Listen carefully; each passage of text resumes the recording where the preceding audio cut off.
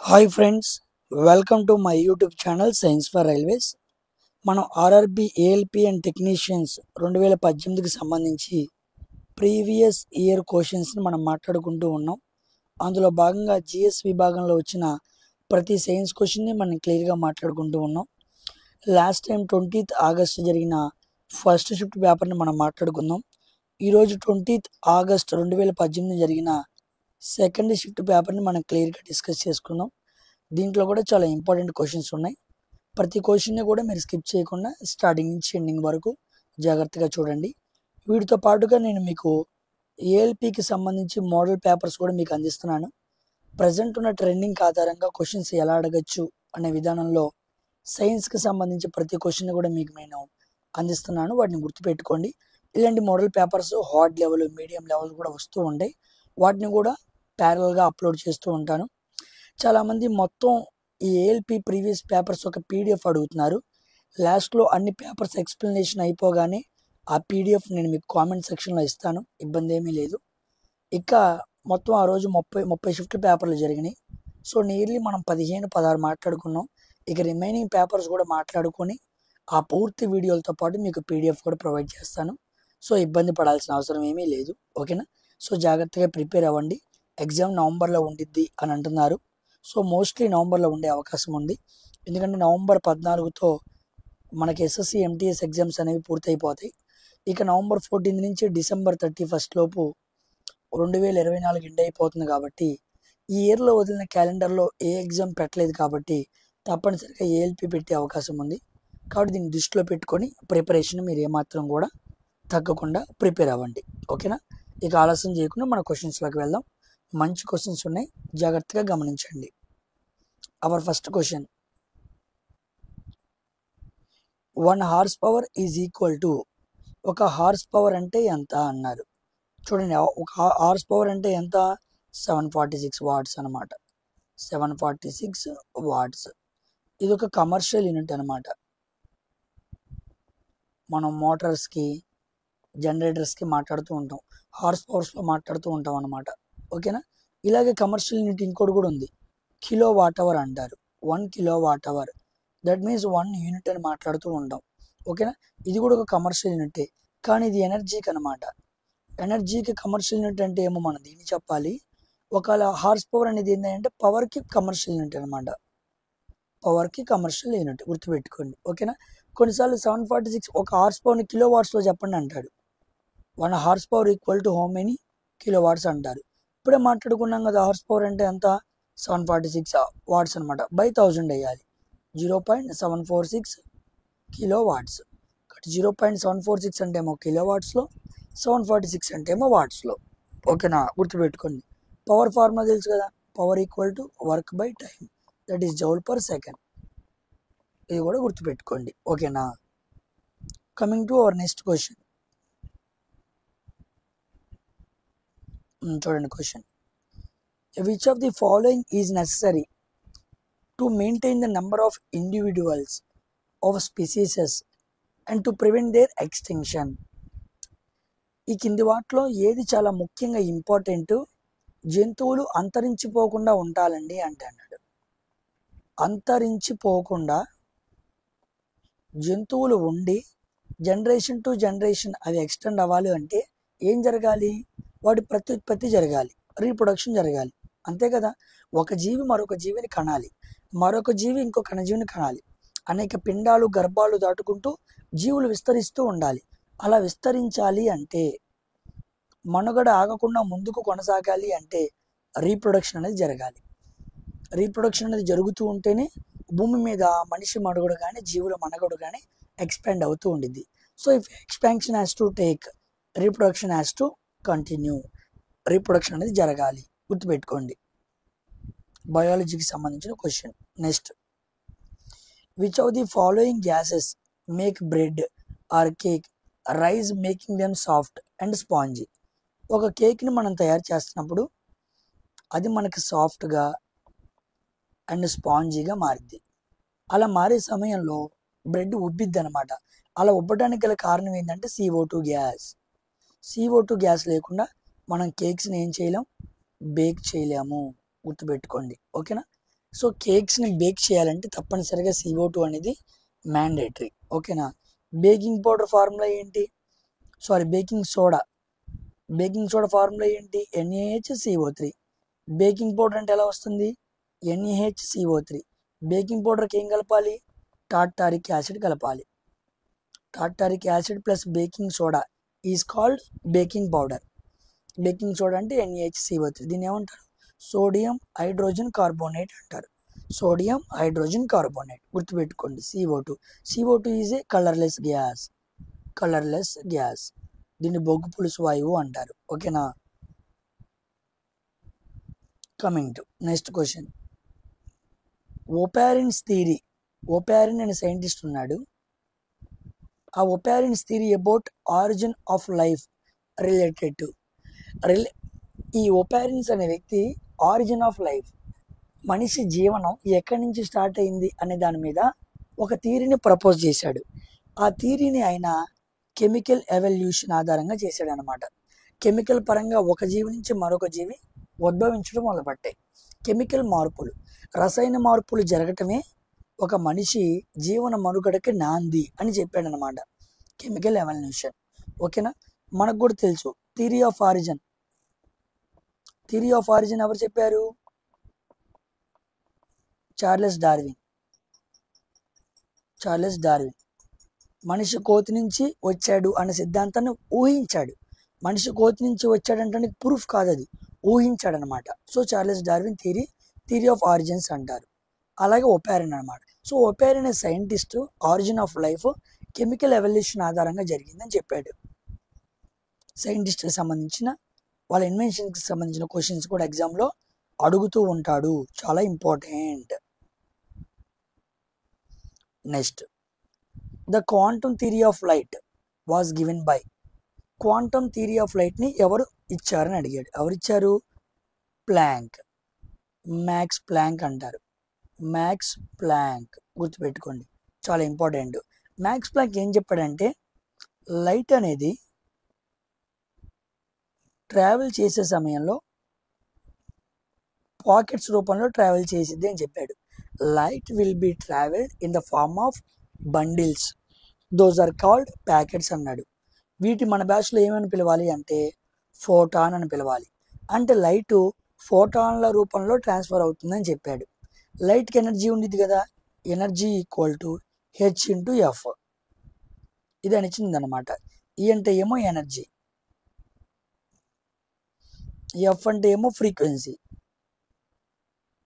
Frequency దేంట్లో కొలుస్తారు, హెర్ట్జ్లో కొలుస్తారు. మరి H అంటే ఏంటి, H అంటే planks constant. 6.626 into 10⁻34 joule second. Very very important అండి ఇది, ఎగ్జామ్స్లో అడుగుతూ ఉంటాడు.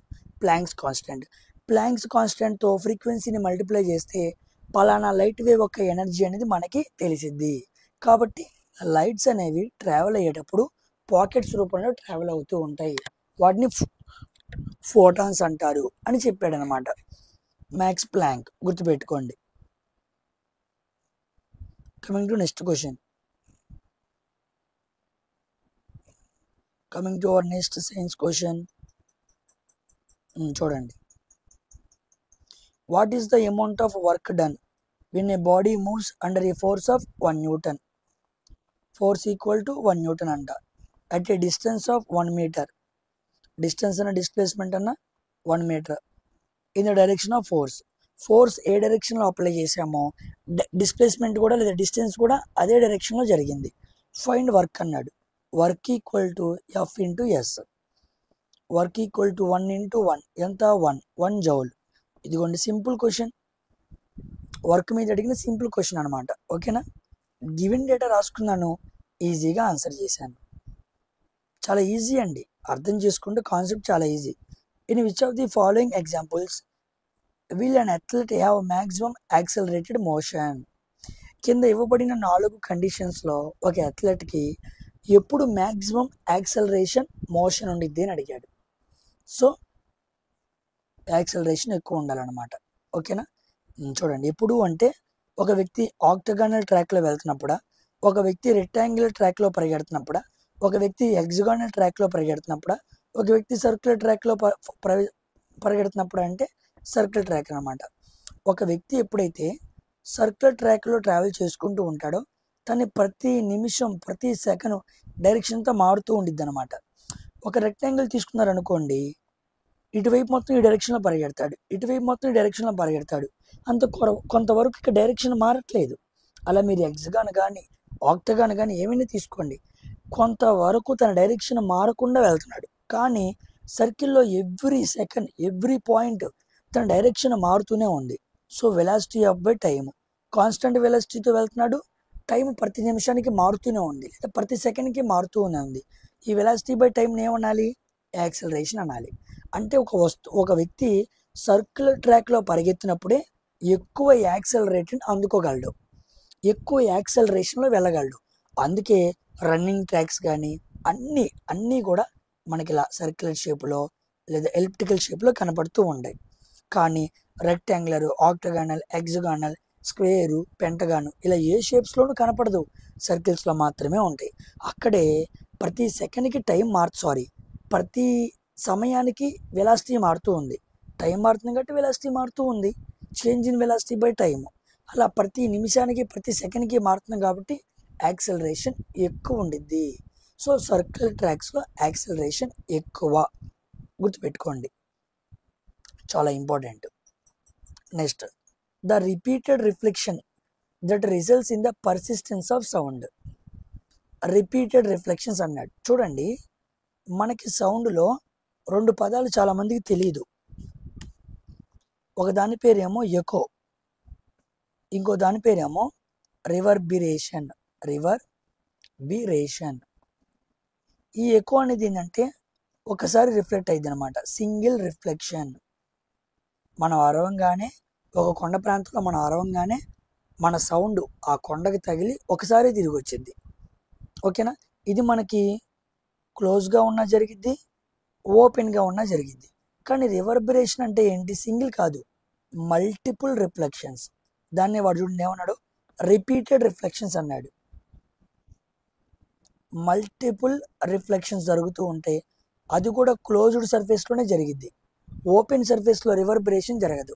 కాబట్టి ఎకోకి రివర్బరేషన్కి అదే తేడా. కాబట్టి రిపీటెడ్ రిఫ్లెక్షన్స్ అన్నాడు కాబట్టి ఆన్సర్ ఏంటి? రివర్బరేషన్. ఇది మనకి ఎక్కడ కనపడుతూ ఉండిద్ది? స్టూడియోలో మనం సౌండ్ని రికార్డ్ చేస్తూ ఉంటాం, అక్కడ కనపడుతూ ఉండిద్ది. సినిమా హాల్స్లో కూడా మనకి రివర్బరేషన్ అనేది కనపడుతూ ఉండిద్ది. ఆ రివర్బరేషన్ ఉండటం వల్లే డిటిఎస్ థియేటర్లు బాగా ఫేమస్ అయినాయి. ఎందుకంటే సౌండ్ బయటకు వెళ్తుంది కదా, అక్కడక్కడే మల్టిపుల్ రిఫ్లెక్షన్స్ జరిగి మన చెవుల మధ్య ధ్వని ప్రతిబింబిస్తూ ఉండిద్ది. అందుకే డిటిఎస్ ఎక్స్పీరియన్స్ చేస్తూ ఉంటాం. దాన్ని ఇప్పుడు డాల్బీ అని వచ్చింది సినిమా హాల్స్లో. ఓకేనా? డాల్బీ సౌండ్ సిస్టమ్ అన్నమాట, గుర్తుపెట్టుకోండి, అది తేడా.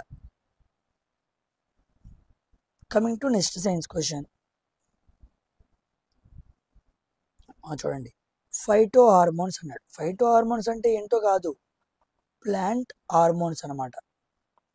ప్లాంట్ కొన్ని హార్మోన్స్ ఉత్పత్తి చేస్తాయి, వాటిని ఫైటో హార్మోన్స్ అంటారు. అవి ఎందుకు అంటే substances used for photo synthesis, కిరణజన్య సంయోగ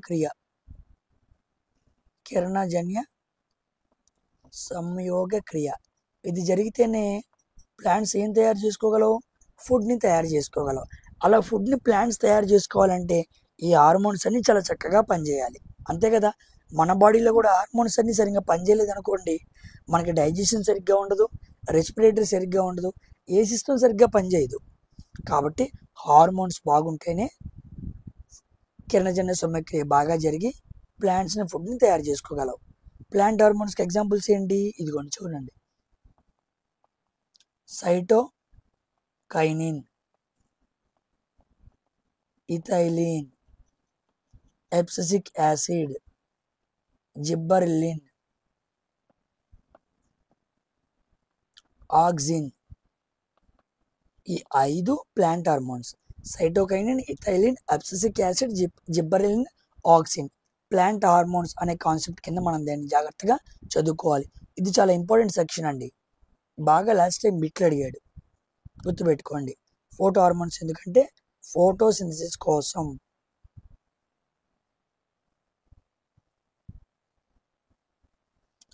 coming to our next science question. చూడండి, what is the number of atoms constituting a molecule? Number of యాటమ్స్ని ఏమని పిలవాలన్నాడు? ఎటామిసిటీ అనాలి. ఉదాహరణకి H2O తీసుకోండి. దీని అటామిసిటీ అంటే హైడ్రోజన్ ఎన్ని ఉన్నాయి? 2 ఉన్నాయి. ఆక్సిజన్ ఎన్ని ఉన్నాయి? 1 ఉంది. మొత్తం ఎన్ని యాటమ్స్? 3 యాటమ్స్. అలాగనమాట. అలా కాదు, NaHCO3 తీసుకొని ఎటామిసిటీ ఎంత అన్నాడు అనుకోండి, సోడియంలు ఎన్ని? 1, హైడ్రోజన్లు ఎన్ని? 1, కార్బన్లు ఎన్ని? 1, ఆక్సిజన్లు ఎన్ని? 3, 3, 3 మొత్తం 6, ఎటామిసిటీ 6. అలా చెప్పాలన్నమాట. హైయెస్ట్ ఎటామిసిటీ ఉన్న మూలకం ఏంటి? సల్ఫర్ అనమాట. 8తో సూచిస్తారు. Phosphorus P4, oxygen O2, hydrogen H2, nitrogen N2. అవన్నీ ఏంటి? ఎటామిసిటీస్ అనమాట. ఎన్ని యాటమ్స్ ఉన్నాయో చెప్పడమే ఎటామిసిటీ. Number of atoms consisting a molecule. ఒక మాలిక్యూల్ ఎన్ని యాటమ్స్తో తయారైంది లేదా ఫామ్ అయింది, దాన్నే మనం ఏమంటాం? ఎటామిసిటీ అంటాం. గుర్తుపెట్టుకోండి.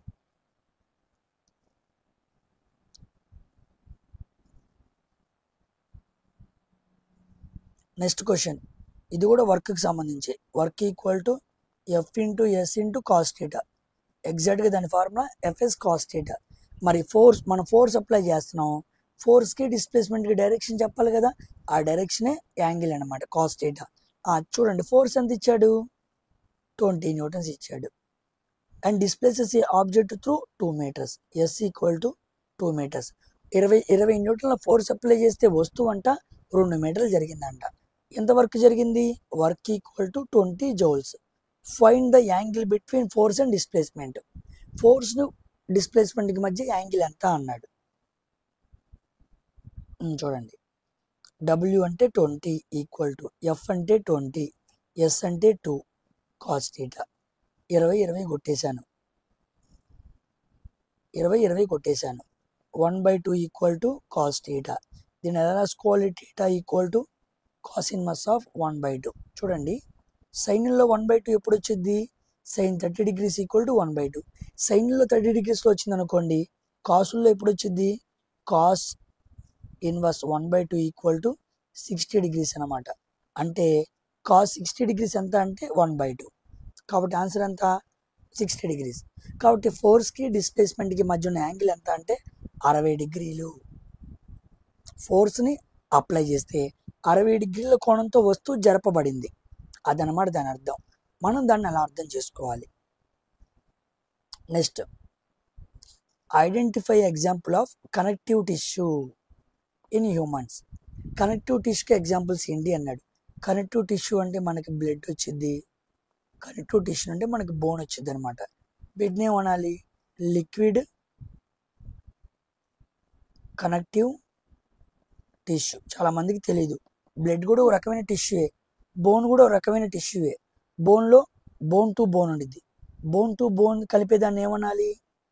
మొన్నే చెప్పాను, లెగమెంట్. లాస్ట్ టైం ప్రీవియస్ పేపర్లో కూడా మాట్లాడుకున్నాం. Next, bone to muscle. Bone to muscle కలిపేదాన్ని ఏమనాలి? టెండాన్ అనాలి. టెండాన్. ఇవి రెండు కూడా ఫైబర్స్తో నిర్మాణమైనవి. చిన్నపాటి దారపు పోగులతో ఇవి నిర్మాణమైనవి. గుర్తుపెట్టుకోండి. ఓకేనా? Very important.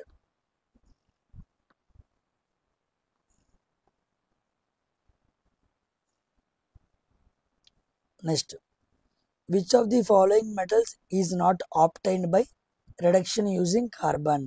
చూడండి, మనం భూమిలో ఓర్స్ దొరుకుతాయి అన్నమాట. వీటి గుండా మనం మెటల్స్ని ఎక్స్ట్రాక్ట్ చేస్తూ ఉంటాం.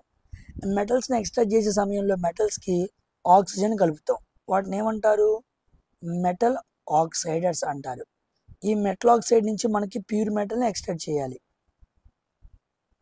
సో మెటల్స్కి ఆక్సిజన్ కలుపుతాం. దానికి రకరకాల పద్ధతులు ఉంటాయి. అప్పుడు అవి మెటల్ ఆక్సైడ్స్ని ఫామ్ చేస్తాయి. మెటల్ ఆక్సైడ్ గుండా మనం ప్యూర్ మెటల్ తాగడానికి రిడక్షన్ అనే పద్ధతిని వాడతాం. దీంట్లో కార్బన్ కూడా వాడుతూ ఉంటారు. అయితే రిడక్షన్ యూజింగ్ కార్బన్, కార్బన్ ద్వారా రిడక్షన్ చేసే టైంలో ఐరన్కి, కాపర్కి, జింక్కి వాడచ్చు, కానీ సోడియంకి వాడకూడదు. సోడియంకి వాడే రిడక్షన్ పద్ధతి ఏంటయ్యా అంటే ఎలక్ట్రోలైసిస్ అనమాట. ఎలక్ట్రోలైసిస్ అంటే ఏంటో కాదు, ఒక ఉప్పు సొల్యూషన్ తీసుకొని దాని గుండా కరెంటుని పంపిస్తారనమాట. అప్పుడు ఇది ఎలా విడిపోయిద్ది? Na+Cl- విడిపోయింది. Na వచ్చిందిగా, ప్యూర్ మెటల్ వచ్చింది కదా, కాబట్టి కరెంటును ఉపయోగించుకొని రిడక్షన్ చేస్తున్నారు. అలా కాకుండా కార్బన్ ఉపయోగించుకొని రిడక్షన్ చేయొచ్చు. వాటికి ఐరన్, కాపర్, జింక్ లాంటి వాటికి వాడచ్చు. కానీ సోడియంకి మాత్రం ఇలా ఎలక్ట్రోలైసిసే వాడతారు, గుర్తుపెట్టుకోండి. ఎందుకంటే ఇది హైలీ రియాక్టివ్ మెటల్, అత్యధిక చర్యాశీలత ఎక్కువ ఉన్న లోహం కాబట్టి అందుకే అలా వాడతారు. చూడండి, ice floats on water because ice అనేది నీటి మీద తేలిద్ది. అలా తేలటానికి గల కారణం ఏందయ్యా అంటే ఐస్కుండే సాంద్రత తక్కువ, వాటర్కు ఉండే సాంద్రత ఎక్కువ, అంతే కదా.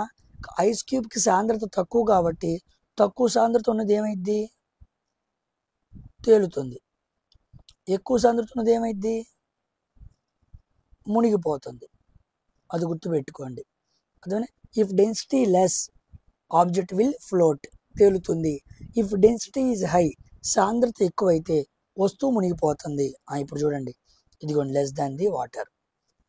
Ice floats on water because it's density అంటే ఐస్ అనమాట. ఐస్ డెన్సిటీ ఎలా ఉంది, లెస్ దాన్ వాటర్. వాటర్ కన్నా ఐస్ గడ్డ డెన్సిటీ తక్కువ కాబట్టి ఐస్ గడ్డ వాటర్లో తేలుతుంది అన్న విషయాన్ని గుర్తుపెట్టుకోవాలి. డెన్సిటీ ఆధారంగా చెప్పాలన్నమాట. మనం ఆర్కిమెడిస్ ప్రిన్సిపల్ అని మాట్లాడుకుంటూ ఉంటాం. అది కూడా మనకి ఇక్కడే వస్తూ ఉండిద్ది ఈ కాన్సెప్ట్ దగ్గరే. Next, dash is the number of shells for elements for the third period. చూడండి, థర్డ్ పీరియడ్ అంటే నిలువు వరుసలు మనం ఏమని పిలుస్తాం, గ్రూప్స్ అని పిలుస్తాం. అడ్డు వరుసలు మనం ఏం పిలుస్తాం, పీరియడ్స్ అని పిలుస్తాం. అయితే ఇక్కడ థర్డ్ పీరియడ్ అన్నాడు, పేర్లోనే ఉంది, థర్డ్ ఉంది కాబట్టి n=3. ఎన్ని షెల్స్ ఉంటాయి, 3 షెల్స్ ఉంటాయి. 1, 2, 3 అనమాట. కాబట్టి పీరియడ్ ఏమో తెలియచేట్లా, నంబర్ ఆఫ్ షెల్స్ని తెలియజేస్తుంది.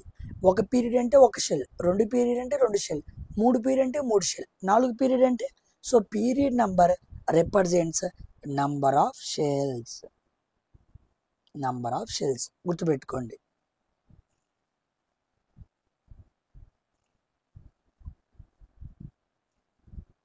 Coming to our next question, electricity అడిగిన క్వశ్చన్ అనమాట. If current 1.5 amps, I = 1.5 amps, maintained in a resistor R = 10 ohms, then the energy dissipated in the resistor.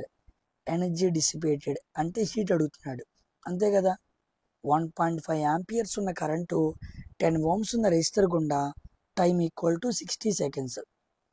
మినిట్లో ఇచ్చాడు కాబట్టి సెకండ్స్లో రాసుకున్నా. 1.5 amps ఉన్న కరెంటు 10 ohms రెసిస్టర్ గుండా 1 నిమిషం పాటు ట్రావెల్ చేస్తే వస్తువు హీట్ ఎక్కిద్దా లేదా, ఆ హీట్ ఎనర్జీ ఎంత అంటున్నాడు. అప్పుడు మనకి ఫార్ములా తెలుసు కదా, ఆల్రెడీ నేను చేపించాను మీకు. ఇది ఎలక్ట్రిసిటీ మీద చాలా ప్రాబ్లమ్స్ చేపించాను, అవన్నీ కూడా మన ప్లేలిస్ట్లో యూట్యూబ్లో ఉన్నాయి. ఎవరైతే ఎలక్ట్రిసిటీ మీద ప్రాబ్లమ్స్ చూడలేదో వాటిని కూడా చూడండి. H = I² × R × T. I² అంటే ఎంత, 15/10, 15/10 అంతే కదా. 1.5 అంటే 15/10, సింపుల్గా ఉండగా రాసుకున్నా. ఇంటూ 10 × 60, 0 0 అయిపోయింది. 15 10 అంతా 225, 225 × 6, 6 5 35, 6 3, 6 12, 3 15, 6 12, 6 12, 12 1 13, 1350 వాట్స్. ఇదిగోండి చక్కగా వచ్చింది. 225 × 6 చేస్తే 1350 వాట్స్. సింపుల్, ఫార్ములా తెలియాలి. H = I² × R. ఇంకోలా కూడా చేయొచ్చు, H = V² R × T అనమాట. అప్పుడు వోల్టేజ్ ఇస్తే, లేదా H = V × I × T అనమాట, వోల్టేజ్ కరెంట్ ఇస్తే. ఇలా ఏ 3 ఫార్ములాస్లో ఏదైనా వాడుకొని ఒక వస్తువులో జనరేట్ అయ్యే హీట్ని మనం మెజర్ చేయొచ్చు. Coming to next question,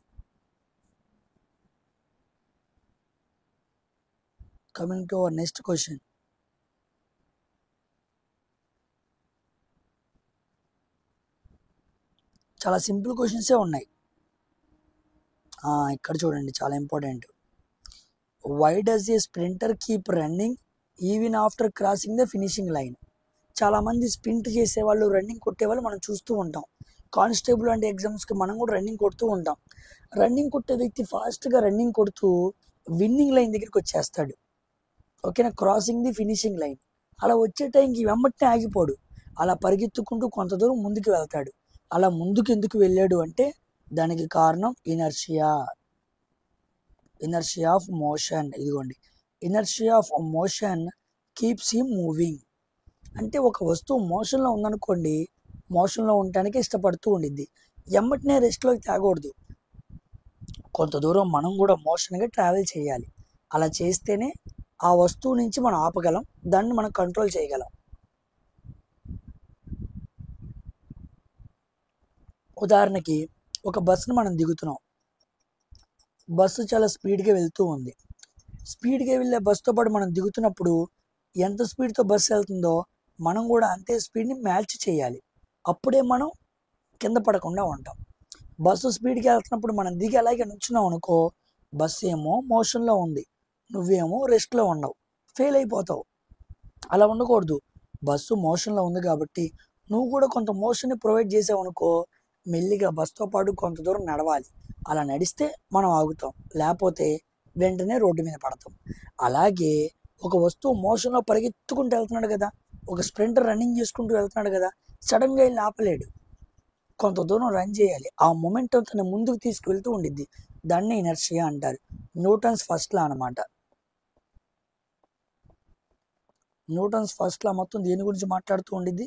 inertia. మీకు ఒక విషయం తెలుసా, ఇనర్షియాని దేంట్లో కొలుస్తారో కామెంట్ సెక్షన్లో ఆన్సర్ చేయండి. చాలామందికి తెలియదు.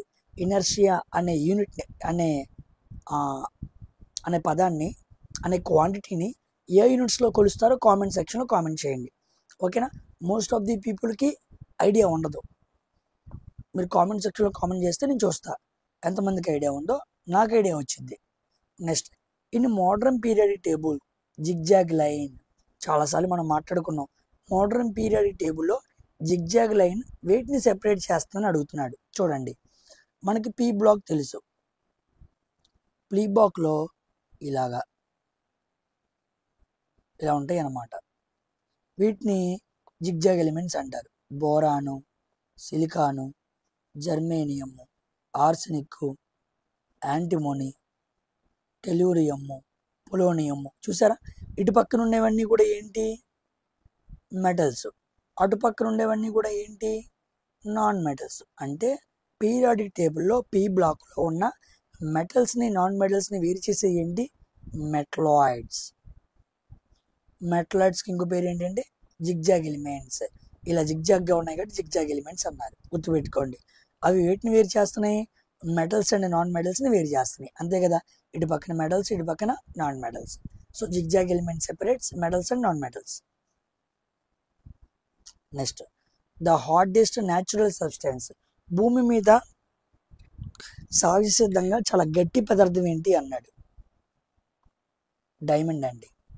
సహజసిద్ధంగా ఉన్న గట్టి పదార్థం ఏంటంటే డైమండ్. ఓకేనా, డైమండ్ దేని రూపాంతరం అంటే కార్బన్ ఒక రూపాంతరం. ఏ రకమైన రూపాంతరం? ఎల్లోట్రోప్ అనమాట. కార్బన్ ఒక ఎల్లోట్రోప్ ఏంటయ్యా అంటే డైమండ్. ఓకేనా, గుర్తుపెట్టుకోండి. అది భూమి మీద సహజసిద్ధంగా ఉన్న గట్టి పదార్థం. అంత సామాన్యంగా దాన్ని మనం ఏం చేయలేం, వీ కెనాట్ బ్రేక్ మనం చేయలేమన్నమాట. నెక్స్ట్ చూడండి, what product is formed when electricity is passed through an aqueous solution of sodium chloride. Aqueous solution అంటే వాటర్ అనమాట. సోడియం క్లోరైడ్ని వాటర్లో కలిపాను, అప్పుడు నాకు అది NaCl సొల్యూషన్ అయింది. దీని గుండా నేను కరెంట్ని పంపిస్తున్నాను. పంపించగా నాకు ఏమైంది? Na+Cl- విడిపోయింది. Na+ అంటే ఏంటి? ప్యూర్ మెటలే కదా. అంటే నేను సాల్ట్ తీసుకొని ప్యూర్ మెటల్ అయిన సోడియంని ఎక్స్ట్రాక్షన్ చేశా. అలా చేయడాన్ని ఏమంటారయ్యా అంటే ఎలక్ట్రోలైసిస్ అంటారు. దేనికి వాడతారయ్యా అంటే అది ఇదిగోండి సోడియం హైడ్రాక్సైడ్ ఫామ్ అయింది. ఉదాహరణకి NaCl తీసుకుందాం. NaCl. ఇది ఎలా వచ్చింది? NaOH ప్లస్ HCl, అంతే కదా. NaOH అనే బేసు, HCl అనే యాసిడ్, రెండు కలిస్తే వచ్చిందా మనకి NaCl. అయితే వాడు రివర్స్లో అడిగాడు, NaCl ద్వారా ఏమొచ్చింది అన్నాడు. ఇదిగోండి NaOH, దీన్నే సోడియం హైడ్రాక్సైడ్ అంటారు. అంటే NaClని మనం వాటర్లో కలిపితే యాక్వా సొల్యూషన్లో దాని గుండా కరెంట్ని పంపిస్తే మనకి NaOH, HCl ఈ రెండు ఫామ్ అవుతాయి అన్నమాట. అక్కడి నుంచే వచ్చినాయి కాబట్టి అదే ఫామ్ అవుతుంది అనమాట. ఇట్స్ ఎ రివర్స్ కండిషన్, గుర్తుపెట్టుకోండి. Coming to next question. అయిపోయినాయి టోటల్ 75 క్వశ్చన్స్. ఓకేనా, వెరీ ఈజీ పేపర్. వర్క్ మీదే మనకి 2 ప్రాబ్లమ్స్ కనపడ్డాయి, మళ్ళా కరెంట్ మీద ఎలక్ట్రిసిటీలో 2 ప్రాబ్లమ్స్ కనపడ్డాయి. ఈ 2 బాగా గుర్తుపెట్టుకోండి. ఓకేనా, చాలా ఇంపార్టెంట్. 20th ఆగస్ట్ అడిగిన సెకండ్ షిఫ్ట్ పేపర్ని మనం మాట్లాడుకున్నాం. మరికొన్ని రోజుల్లో థర్డ్ షిఫ్ట్ పేపర్ని కూడా ఎక్స్ప్లెయిన్ చేస్తాను. నేను వర్క్ కంట్రోల్ చేసుకుంటూ, నా ఫ్యామిలీని కంట్రోల్ చేసుకుంటూ నేను వీడియోస్ చేయాలి. అందుకే కాస్త లేట్ అవుతుంది, కానీ అన్ని పేపర్స్ మీకు అందిస్తాను. మోడల్ పేపర్స్ కూడా అందిస్తాను. నేను సైన్స్ పరంగా మీకు ఎంత సహాయం చేయగలనో అంత సహాయాన్ని విత్ ఫ్రీ ఆఫ్ కాస్ట్ మీకు అందిస్తాను. So don't need to worry. ఆవేశం పడద్దు, ఏది కావాలో దాన్నే నేర్పిస్తూ ఉంటాను. హడావుడి పడి ఏ తప్పు చేయకుండా చాలా జాగ్రత్తగా నేర్చుకోండి. స్కిప్ చేయకుండా అన్ని వీడియోస్ని జాగ్రత్తగా చూడండి. Until then thank you very much. మరొక వీడియోతో మరొకసారి కలుద్దాం. బాయ్.